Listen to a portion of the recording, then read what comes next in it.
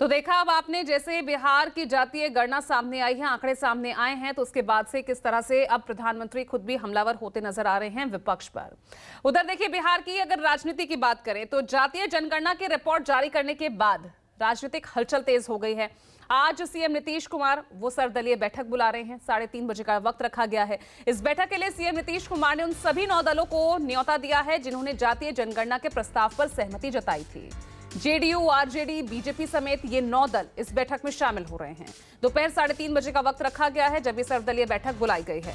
और इससे पहले मुख्यमंत्री नीतीश कुमार ने भी साफ किया कि सभी दलों को जातीय गणना की रिपोर्ट से अवगत कराया जाएगा। नीतीश कुमार ने यह भी कहा कि अब आर्थिक स्थिति के बारे में भी सरकार जानकारी देगी। उन्होंने ये भी कहा कि आर्थिक रूप से कमजोर लोगों के लिए जो जरूरी होगा उस पर कदम उठाए जाएंगे।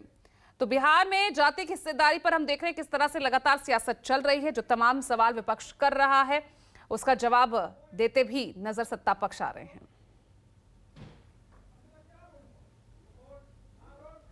सब कुछ का जो कराया गया, तो ये पूरा का पूरा करके जो भी रिजल्ट आया है, अब उसके बाद सबकी आर्थिक स्थिति का एक परिवार का भी ले लिया गया, तो करके भी सब कुछ उसको भी कर रहा, सबको जानकारी भी दे देगा और कुल मिला करके कल प्रेजेंट करवा देंगे एक जगह, सब लोगों का राय लेकर के, और सरकार की तरफ से जो जरूरी होगा आगे कदम उठाएंगे। नीतीश कुमार की सरकार को बार बार मैं कह रहा था कि तुरंत रिपोर्ट जारी करो, और ये आधा अधूरा रिपोर्ट है। अभी आर्थिक रूप से, सामाजिक रूप से जो पिछड़े वर्ग हैं उसका तो रिपोर्ट ही नहीं आया। अभी सिर्फ जातियों की गणना नीतीश कुमार जी ने बताया है। बस जातीय अनुमाद फैलाना, लालू जी का ये आदत रहा है, जातीय अनुमाद फैलाना। भारतीय जनता पूर्ण रूप से जातीय सर्वेक्षण का समर्थक रही है। आया है अच्छा रिपोर्ट, अब इसको पूरा विस्तार से हम लोग देखेंगे, तब फिर भारतीय जनता पार्टी अपनी बातों को रखेगा। हम लोगों की शुरू से ही ये मांग रही है, जारी किया गया है जो साइंटिफिक आंकड़ा कास्ट बेस्ड सर्वे का, हम लोगों ने कम समय में, सरकार बनने के बाद ही कम समय में हम लोगों ने जानकारी इकट्ठा भी की है। ऐतिहासिक दिन पर जो है ऐतिहासिक काम जो है हम लोगों ने किया है, जारी भी किया है। लालू यादव ये बताएं कि आपने 15 साल बिहार में राज किया, अपने 15 साल के कार्यकाल में आपने जातीय सर्वेक्षण क्यों नहीं कराया? और आज जो बिहार में जातीय सर्वेक्षण की रिपोर्ट आई है, ये किस सरकार का फैसला था? जिस सरकार में भारतीय जनता पार्टी शामिल थी। इसलिए लालू जी अनावश्यक श्रेय लेने का प्रयास न करें। आपको जब मौका मिला तो आपने कभी जातीय सर्वेक्षण नहीं कराया। केवल एक मुद्दे पर ही यह रिपोर्ट प्रकाशित की गई है। हम सरकार से आग्रह करेंगे कि सभी 27 बिंदुओं पर रिपोर्ट को सार्वजनिक किया जाए। इस ऐतिहासिक दिन में सामाजिक न्याय की धारा को एक नया बल मिला है। 85% लोग हाशिए के समूह हैं। देश की नीतियां और नीयत इससे तय होगी। आज के दिन ये मैं कहूँ ऐतिहासिक क्षण है, इससे ज्यादा कुछ नहीं कहना। भाई जातीय आंकड़ा जारी हो गया, लेकिन हमसे तो आज तक किसी ने पूछा ही नहीं कि आप किस जात से हैं। न तो हमसे पूछा और न हमारे परिवार में किसी से पूछा। कई जगह से इस तरह की बात हम लोगों तक पहुंचने लगी जिस समय जारी हुआ उसी समय से। जो लोगों की आशंका है, निश्चित रूप से कहीं न कहीं उनकी आशंका में दम है, ऐसा हम महसूस करते हैं। अब इस आशंका को दूर करना सरकार की जवाबदेही है। तो जाति गणना की रिपोर्ट पर प्रशांत किशोर वो भी हमला बोल रहे हैं। वो कह रहे हैं कि बिहार में जेडीयू आरजेडी का ये अंतिम दाव है। ये बात कह रहे हैं पीके। जातियों में आग लगाना चाह रही है सरकार। चुनावी नैया पार लगाने की ये आखिरी कोशिश है। तो किस तरह से प्रशांत किशोर यहाँ पर हमला बोल रहे हैं आरजेडी, जेडीयू पर, नीतीश कुमार पर, ये साफ तौर से उनके बयानों से झलक रहा है। जो लोग जातिगत जनगणना करा रहे हैं, इनको समाज के बेहतरी से लेना देना नहीं है। ये तो एक अंतिम दाव खेले हैं कि समाज को फिर जातियों में बांटकर एक बार किसी तरह चुनाव की नैया पार लग जाए। भाई जातिगत जनगणना पहले तो आप 18 साल से सत्ता में हैं, आज क्यों जातिगत जनगणना करा रहे? 18 साल से आपको याद नहीं आ रहा था? दूसरी बात, अगर जातिगत जनगणना आप कराएं, जनगणना आपके विषय का, राज्य सरकार का विषय ही नहीं है। आप जनगणना नहीं करा रहे हैं, आप सर्वे करा रहे हैं, सर्वे करा रहे हैं। जनगणना तो केंद्र सरकार का विषय है और सर्वे और जनगणना में जमीन आसमान का फर्क है, क्योंकि सर्वे का कोई लीगल साइंटिटी नहीं है।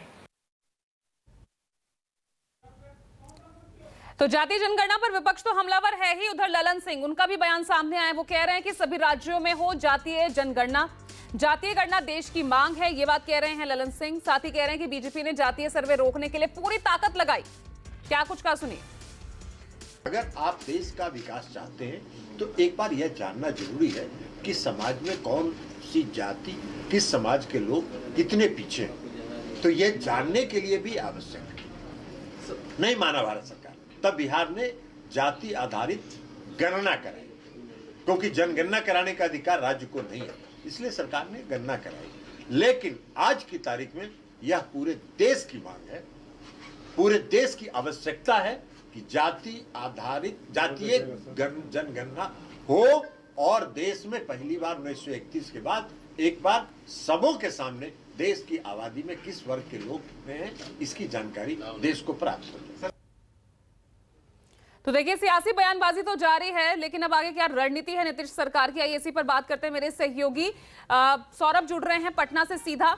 सौरभ, आरोप प्रत्यारोप तो हम देख ही रहे हैं, लेकिन जिस तरह से नीतीश कह रहे हैं कि सर्वदलीय बैठक बुलाकर अब आगे जो भी काम होगा सबको साथ लेके होगा, तो क्या रणनीति? क्योंकि सवाल रिपोर्ट की ट्रांसपेरेंसी को लेकर उठ रहे हैं, सवाल सोशो इकोनॉमिक रिपोर्ट को लेकर भी उठ रहे हैं।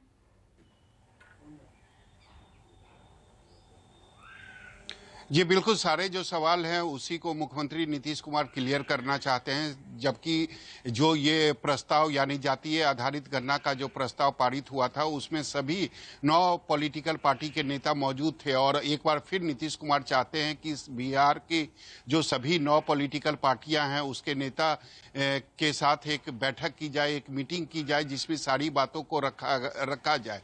जाति जो सर्वेक्षण आए हैं उनको रखा जाएगा। इसके अलावा जो सामाजिक और आर्थिक सर्वेक्षण की जो रिपोर्ट है उसको भी रखा जाएगा और उस बैठक में यह भी तय करने की कोशिश की जाएगी कि सरकार का अगला कदम क्या होगा, यानी सरकार जो कल्याणकारी योजनाएं क्या क्या और किन किन जातियों के लिए ला सकती है। इसके अलावा आरक्षण पर भी मंथन किया जाएगा, क्योंकि मौजूदा समय में जो आरक्षण है सभी जातियों के लिए वो पर्याप्त है या उसको भी बढ़ाने की जरूरत है। तो तमाम बातों को लेकर आज मंथन होगी और शायद इसीलिए मुख्यमंत्री नीतीश कुमार ने यह बैठक बुलाई है, क्योंकि कल भी उन्होंने कहा था कि हम चाहेंगे कि सभी बिहार की जो 9 पॉलिटिकल पार्टियां हैं सभी नेता एक साथ बैठे और उसके बाद ही आगे की जो भी योजना होगी उसके तरफ बिहार सरकार कदम बढ़ाएगी। तो निश्चित रूप से इसी तमाम बिंदुओं के आधार पर, मुद्दों के आधार पर आज की बैठक बुलाई गई है, जो कि अब से कुछ ही देर के बाद करीब 3:30 बजे बैठक शुरू हो जाएगी। मुख्यमंत्री सचिवालय में यह बैठक रखी गई है। हालांकि अभी तक बीजेपी के तरफ से कोई साफ संकेत नहीं आए हैं। बीजेपी के जो सभी जो बिहार के बड़े नेता हैं वह लगातार कह रहे हैं कि अभी हम जो आंकड़े आए हैं उसका हम अध्ययन कर रहे हैं, उसके बाद ही यह बताएंगे कि कौन सी किस दिशा में हमें आगे बढ़नी है। तो निश्चित तौर पर और सुबह से अगर देखें तो बीजेपी कार्यालय में लगातार बैठकों का भी दौर चल रहा है। ठीक है सौरभ, बने रहिए, आपसे आगे अपडेट्स लेते रहेंगे। इसी बीच देखिए, एक और यहां पर बड़ी खबर सामने आ रही है। बिहार कांग्रेस के पूर्व प्रदेश अध्यक्ष ने मांग की है, जातीय आंकड़े के आधार पर ये बड़ी मांग की गई है, बिहार में बने 2 डिप्टी सीएम। ये कह रहे हैं अनिल शर्मा, अल्पसंख्यक, अति पिछड़ा और दलित वर्ग से 2 डिप्टी सीएम बनने चाहिए। तो जातीय आंकड़े के आधार पर बिहार कांग्रेस के पूर्व प्रदेश अध्यक्ष अनिल शर्मा वो ये मांग कर रहे हैं। इस जनसंख्या के आधार पर ही चारों तरफ से ये मांगे हो रही हैं कि जिसकी जितनी संख्या भारी उसकी उतनी हिस्सेदारी। तो मैं तो चाहता हूं कि आदरणीय नीतीश कुमार जी इसकी शुरुआत अपने घर से करें, स्वयं से करें और आज ही बिहार मंत्रिमंडल में कम से कम एक मुस्लिम, एक अति पिछड़ी जाति और एक अनुसूचित जाति के उप मुख्यमंत्री का पद सृजित कर उनको शपथ दिलाएं, ताकि बिहार में यह जो सिद्ध नारा है कि जिसकी जितनी संख्या भारी उसकी उतनी हिस्सेदारी, वह कार्यान्वित हो सके और बिहार में तमाम लोगों को समुचित प्रतिनिधित्व मिल सके।